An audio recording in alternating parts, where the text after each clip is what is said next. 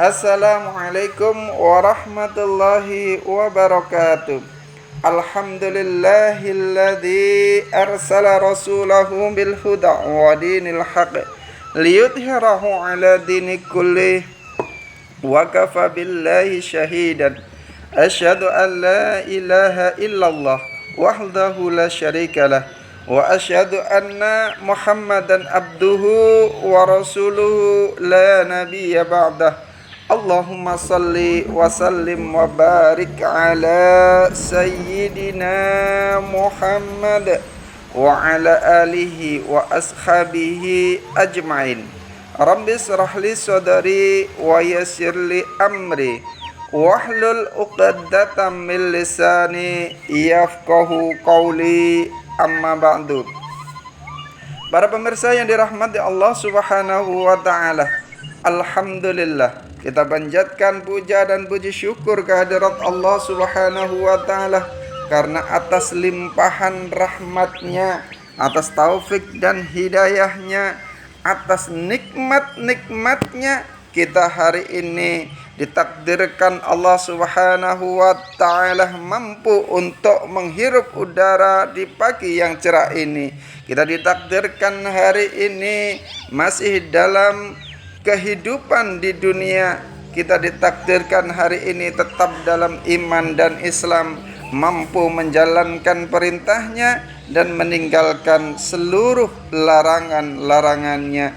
Mudah-mudahan Allah teguhkan iman kita ini, Allah kuatkan hati kita untuk senantiasa menjalankan perintahnya dan meninggalkan larangannya ila yaumil akhir, hidup kita dalam puncak ketaatan, puncak ketakwaan kepada Allah Subhanahu wa taala. Salawat dan salam tetap terlimpahkan kepada junjungan kita Rasulullah sallallahu alaihi wasallam, kepada keluarganya, para sahabatnya, para tabi'in, tabi'in, para ulama dan seluruh kaum muslimin yang senantiasa berada di jalan Allah Subhanahu wa taala. Para pemirsa yang dirahmati Allah Subhanahu wa taala, di pagi yang penuh berkah ini, di pagi yang cerah ini, kita dipertemukan Allah di agenda ngabalis, ngaji bareng Al-Kais. Mudah-mudahan pertemuan kita menambahkan rahmat kita, menambahkan hidayah kita, menambahkan kebaikan kita dan amal saleh kita, sehingga kita semakin hari semakin bertakwa, semakin hari semakin senantiasa meningkat ketaatan kita dan ketakwaan kita di hadapan Allah Subhanahu wa taala. Para pemirsa yang dirahmati Allah Subhanahu wa taala, pagi ini kita akan membahas 3 orang yang dijamin dan diwajibkan Allah Subhanahu wa taala untuk memasuki surganya. Al-Faqih menuturkan dari Muhammad bin Fadl, dari Muhammad bin Asim, dari Abu Ali Ar-Rahbi, dari Ikramah, dari Ibnu Abbas radhiyallahu an, bahwasanya baginda Nabi sallallahu alaihi wasallam bersabda, man dhamma yatiman min baini yatamal muslimina ila ta'amihi wa sarabihi hatta yughniyahullahu ta'ala aujaballahu ta'ala lahul jannatal battata illa ayyamala amalan la yaghfiruhullahu lahu. Maka yang pertama, orang yang dijamin oleh Allah Subhanahu wa taala masuk surganya dan diwajibkan Allah untuk masuk surganya adalah orang-orang yang senantiasa menjamin makan dan minum anak yatim itu. Kata baginda Nabi sallallahu alaihi wasallam, barang siapa memelihara, mengasuh salah seorang di antara anak yatimnya kaum muslimin, untuk menjamin makannya, untuk menjamin minumnya, hingga Allah menjadikan rasa cukup bagi anak yatim itu, maka Allah akan mewajibkan surga untuknya dengan pasti, kecuali jika ia mengerjakan sesuatu perbuatan yang tidak diampuni oleh Allah Subhanahu wa taala. Inilah orang pertama yang diwajibkan Allah untuk memasuki surganya. Orang yang kedua yang diwajibkan Allah untuk memasuki surganya, yaitu orang yang ikhlas ketika anggota badan yang terpentingnya diambil oleh Allah Subhanahu wa taala. Rasulullah sallallahu alaihi wasallam bersabda, "Wa man adhaballahu karimatahu fasabara wa ihtasaba aujaballahu lahul jannata battata illa ayyamala amalan la yaghfiruhullahu lahu." Qila wa man karimatuhu qala ainuhu.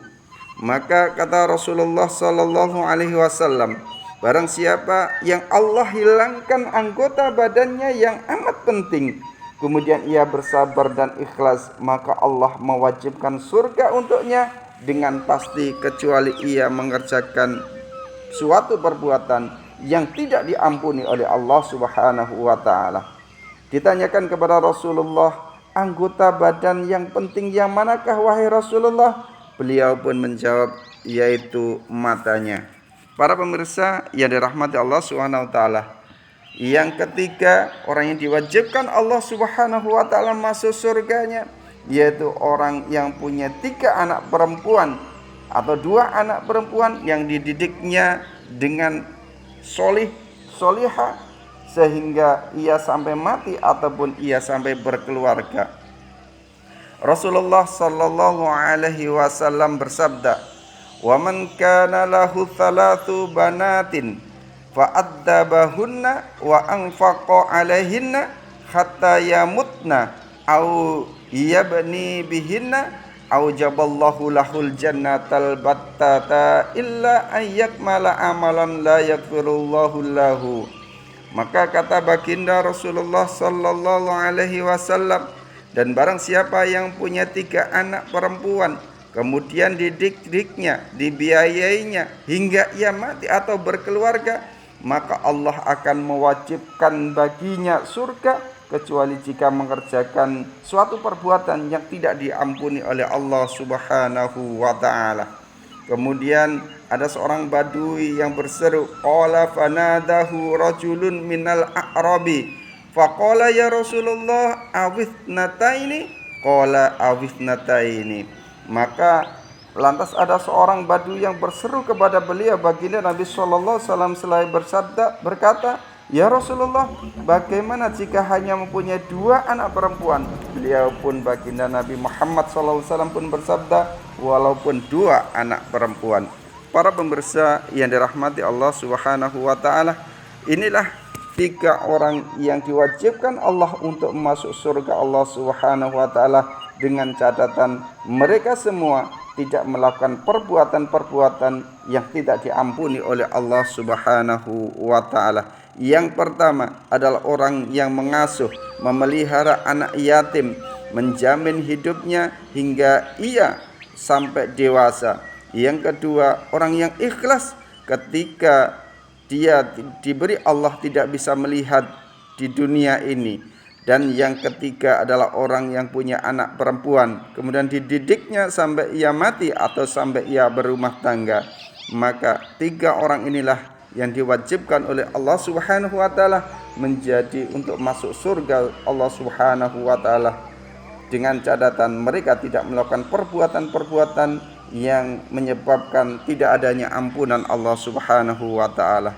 Demikian yang bisa kita sampaikan. Subhanakallahumma bihamdika asyhadu an la ilaha illa anta astaghfiruka wa atubu ilaik. Assalamualaikum warahmatullahi wabarakatuh.